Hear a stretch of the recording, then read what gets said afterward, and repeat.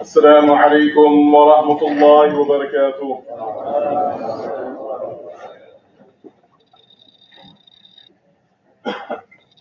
الله أكبر الله أكبر الله أكبر الله أكبر. أشهد أن لا إله إلا الله. أشهد أن لا إله إلا الله. أشهد أن محمدا رسول الله. أشهد أن محمدا رسول الله. حي على الصلاة حي على الصلاة حي على الفلاح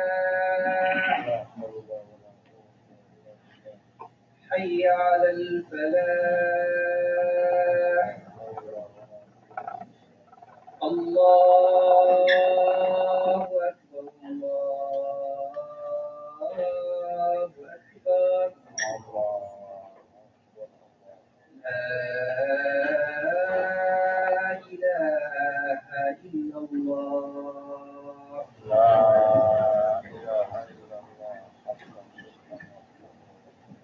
إن الحمد لله نحمده ونستعينه ونستغفره ونعوذ بالله من شرور أنفسنا ومن سيئات أعمالنا. من يهده الله فلا مضل له ومن يضلل فلا هادي له. وأشهد أن لا إله إلا الله وحده لا شريك له وأشهد أن محمدا عبده ورسوله. يا أيها الذين آمنوا اتقوا الله حق تقاته ولا تموتن إلا وأنتم مسلمون. يا أيها الناس اتقوا ربكم الذي خلقكم من نفس واحدة وخلق منها زوجها وبث منهما رجالا كثيرا والنساء واتقوا الله الذي تساءلون به والأرحام إن الله كان عليكم رقيبا. يا أيها الذين آمنوا اتقوا الله وقولوا قولا سديدا يصلح لكم أعمالكم ويغفر لكم ذنوبكم ومن يطع الله ورسوله فقد فاز فوزا عظيما. أما بعد فإن أصدق الحديث كتاب الله وخير الهدي هدي محمد صلى الله عليه وسلم وشر الأمور محدثاتها وكل محدثة بدعة وكل بدعة ضلالة وكل ضلالة في النار. ثم أما بعد. The future is for Islam. Our Lord Tabaraka wa Ta'ala, the Messenger exalted, he is mentioned, وعد الله الذين آمنوا منكم وعملوا الصالحات ليستخلفنهم في الأرض كما استخلف الذين من قبلهم. Allah has promised those amongst you all who have Iman, those amongst you all who believe, and those amongst you all who perform righteous actions, that He will grant all of you authority in the earth as he did for those who preceded you. Does our Lord need to promise us anything? Absolutely not. Yet, when our Lord promises us anything, it is emphasizing reality to us of what he is doing inside of his universe. In that this is fact. And anything other than this is false. For our Lord is al-haq. For our Lord is the reality. For our Lord, he is the truth. And the realistic truth that he's conveying to us is that we will have authority upon his earth. This earth, it is his. It's his creation. It is for him to do whatever he wills to do with it. However, in order for us to achieve that, there is a test that is there. It's an equation. You can literally read the Quran, look at the equations, plug them in, and watch things happen in your reality. So the test is what comes before this. You have to have iman, and you have to have righteous action. You have to have spirituality. Like, you believe in the truth of Islam, and you acknowledge Islam as the truth. And while those two things may seem like they should just naturally go together, they don't naturally go together for everybody. There are people who can acknowledge the truth of Islam and then not believe it as true for themselves. Maybe some of it. Maybe most of it. Maybe areas of it. But this part over here, I want to kind of add my thing into that. No. You acknowledge the truth of Islam, and then you take that as your personal truth that you believe in. That's iman. And then you carry that with regard to your belief in Allah, your belief in the angels, your belief in the books, your belief in the messengers, your belief in the last day, and your belief in the qadar, and your belief in destiny. So then this spirituality that you have begun to develop inside of your heart, because the purification process starts in the internal, because that's what the Prophet ﷺ told us. At-taqwa ha-huna, at-taqwa ha-huna, at-taqwa ha-huna.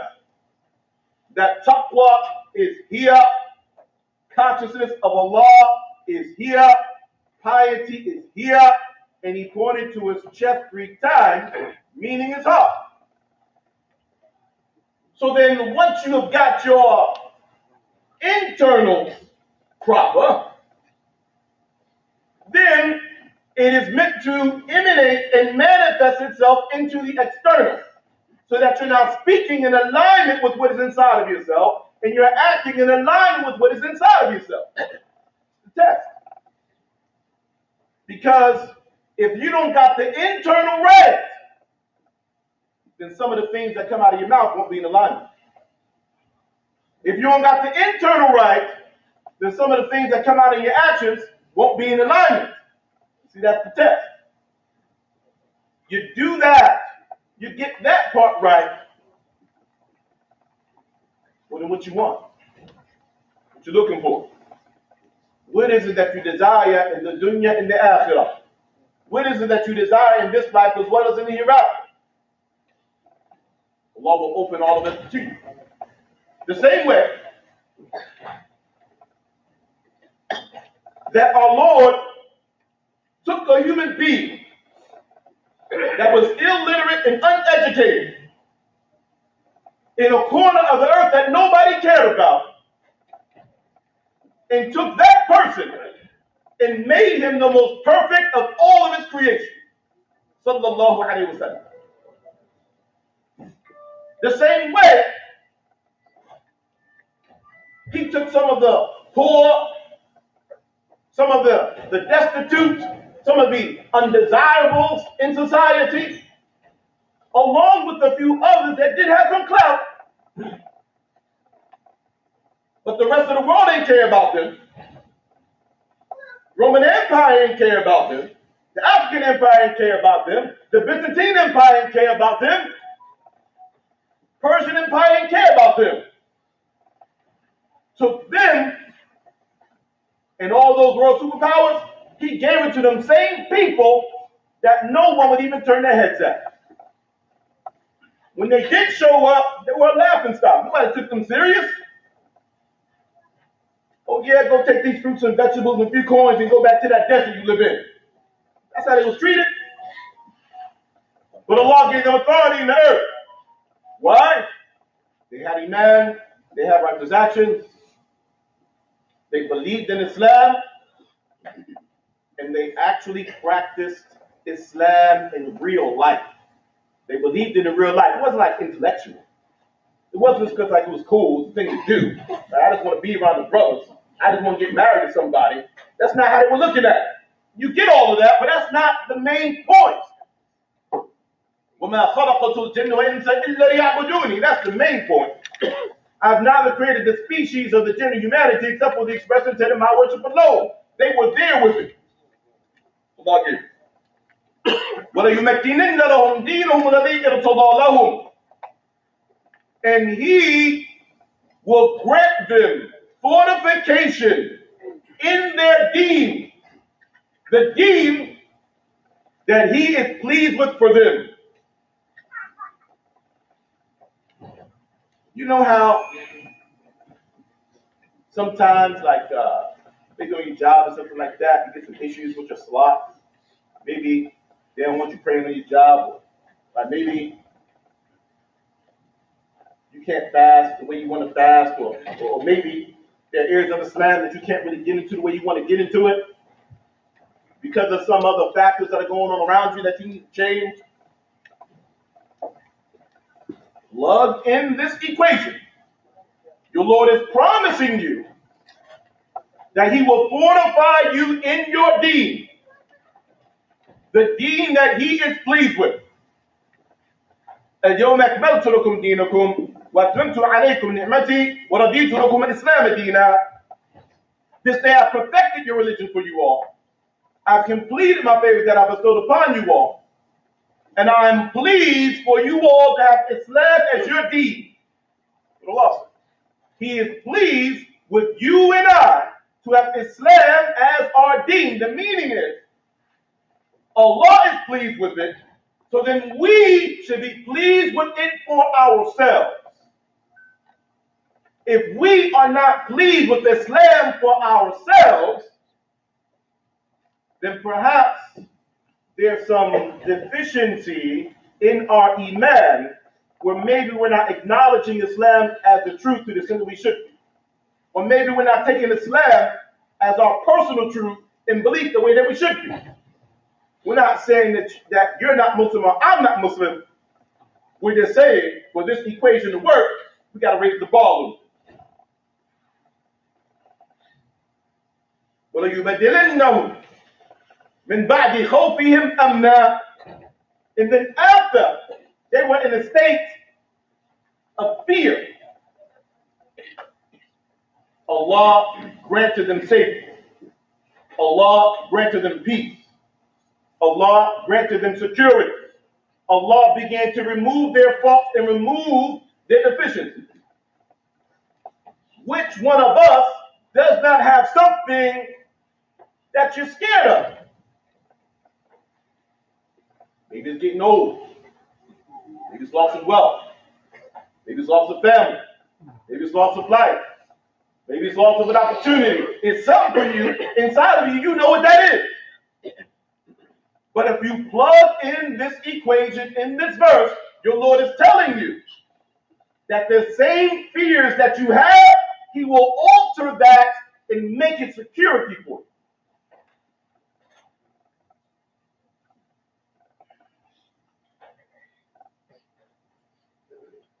It's something else we got to do, though. We see we got to have Iman and righteous action. What else do we got to do? يَعْبُدُونَنِي لَا يُشْرِكُونَ بِي شَيْئًا. They worship me, and they Do not commit shirk in any one aspect. Like you actually worship Allah, like in real life. Not just when you want to. Not just when it feels good to you. Not just when you're just around other people that might see you, or when it's a vibe. Like, no, this is your lifestyle. You worship Allah, and you're looking for ways that you can worship Allah throughout your day and your night. Salah is just the basis. That's like a starting point. That's not the end. You then build on your salah to all the other aspects of Islam. To the point that for you, if you have nothing else to give in charity except half of a date, you'll give that in order to protect yourself from the fire of hell. And everything in between salah and that, you're looking for that. You're living that. That's your life. And everything else in your life, you surround it around that. And you're not looking to make Islam as some convenience around whatever you want your life to be. You make Islam your core, and then you wrap your life around that core. And you don't worship the creation. Allah then challenges us. وَمَنْ كَفَرَ بَعْدَ ذَلِكَ فَأُولَٰئِكَ هُمُ الْفَاسِقُونَ. And whoever disbelieves after that, well, then you're just a degenerate. You're just a delinquent. Fast. You're just one that you just openly rebel in your disobedience to Allah. Fast. Because if Allah takes you from wherever you were, and all of us have a wherever we were, Allah takes you from wherever you were, raises you to wherever you are now, and then you scoff at that. You treat it like it's nothing. Then you turn away from it. You turn away from faith and righteous actions. You turn away from the worship of Allah. Who would do that after Allah did all of this for you? Except that maybe you're ungrateful about something. Or worse than that, maybe you're on the path to kufr, to disbelief.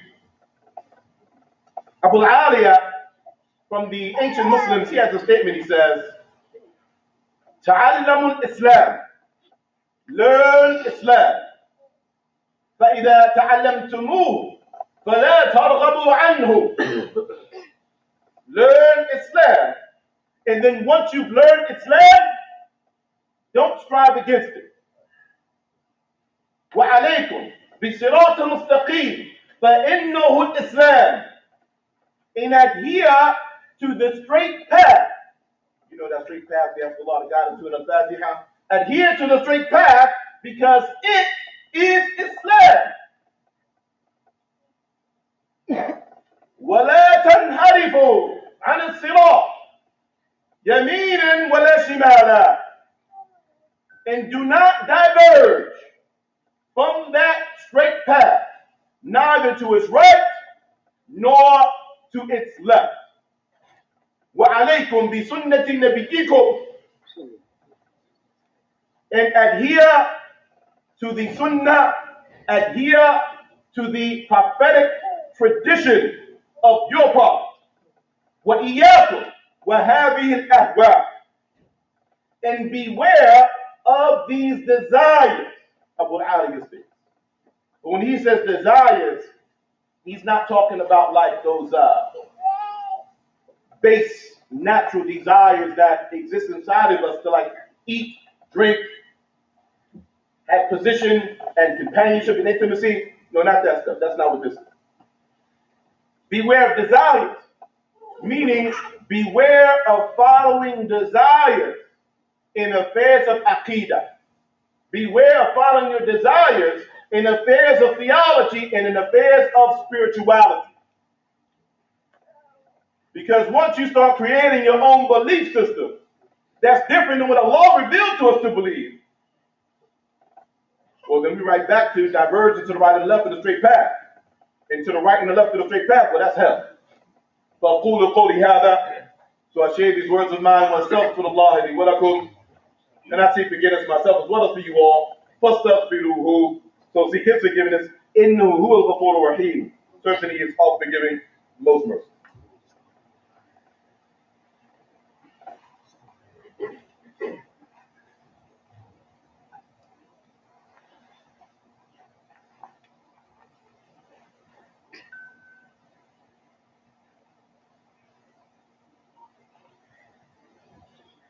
الحمد لله وحده والصلاة والسلام على من لا نبي بعده. إما بعد. And just so that we're not confused, sometimes some of us have a misnomer. We've heard people state it outwardly, but sometimes you can see it in the implications, the inflections of what we say. Sometimes you see it in the action. You know, some of us, we think we're doing something for Islam because we're Muslim.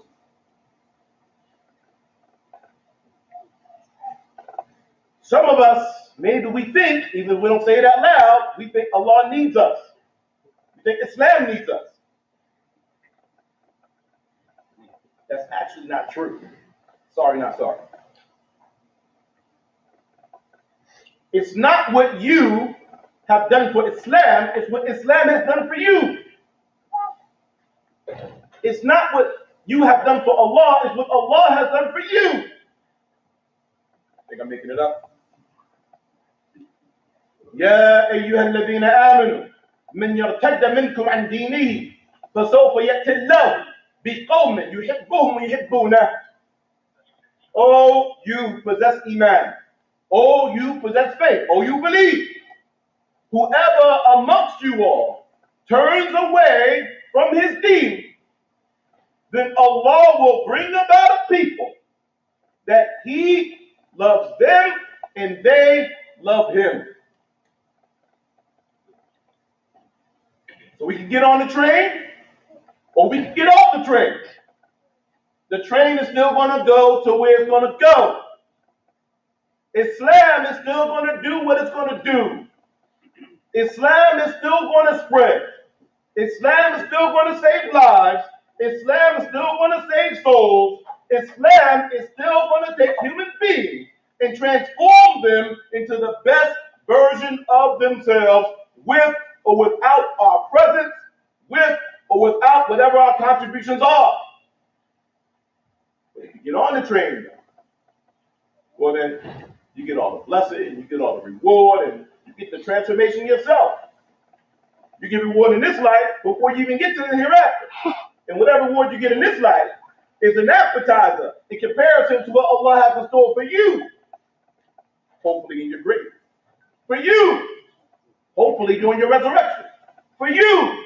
Hopefully when you meet Allah and you have to undergo your account. For you. Hopefully when you're over the bridge that goes over hell and it's the only way to get to paradise. You got to cross it. For you. On the Qantara, on the ramp off of that bridge. When you know all those different bickering disputes you have with people that you didn't fix, left unsettled, the gates of paradise are right there. You can't go to the gates of paradise until you sort that out if you died without fixing it first. And for you, hopefully, when you enter into the gates of paradise, and for you, hopefully, when you ascend throughout the 100 levels of paradise to put those themselves. These people, they have certain qualities that makes them of these people. أذلة على المؤمنين أعزة على الكافرين يجاهدون في سبيل الله ولا يخافون لومة لائم. These people, they're humble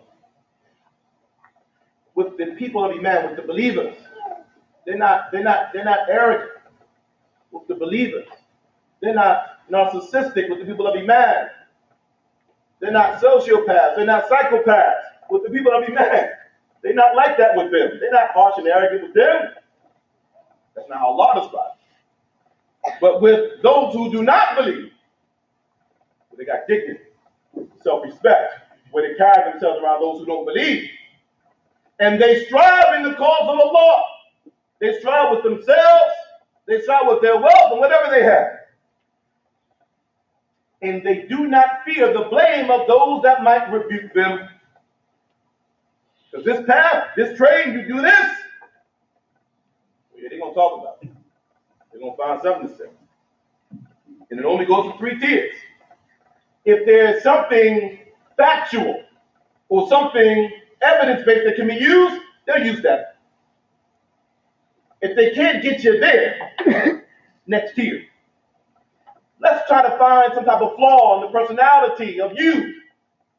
Then when they use that personality flaw, we heard this, we found out that, whatever that stuff is, use that. And if that don't work, they lie. Every single time throughout history, that's how it goes. Fact check. Check it out.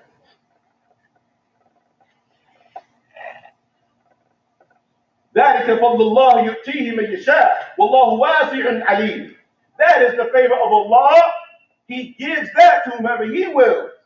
And Allah is expansive. He doesn't have limitations. And Allah has knowledge of all things.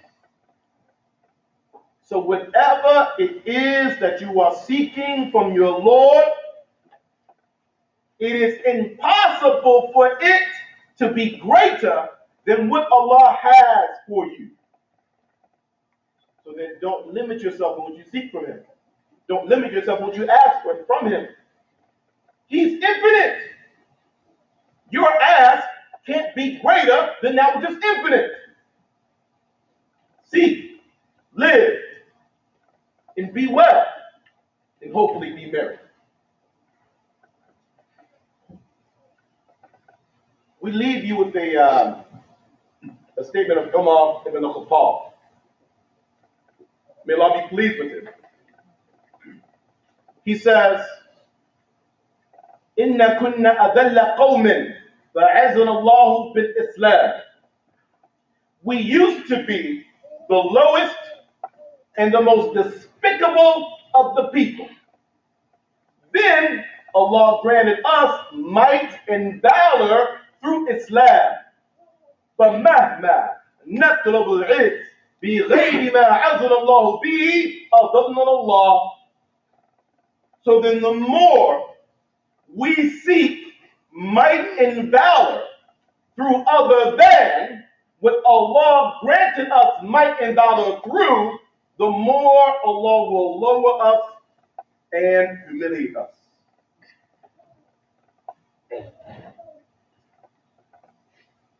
Health, wealth, love, and happiness. ربنا آتنا في الدنيا حسنة وفي الآخرة حسنة وقنا عذاب النار. هذا والله أعلم وصلى الله على محمد.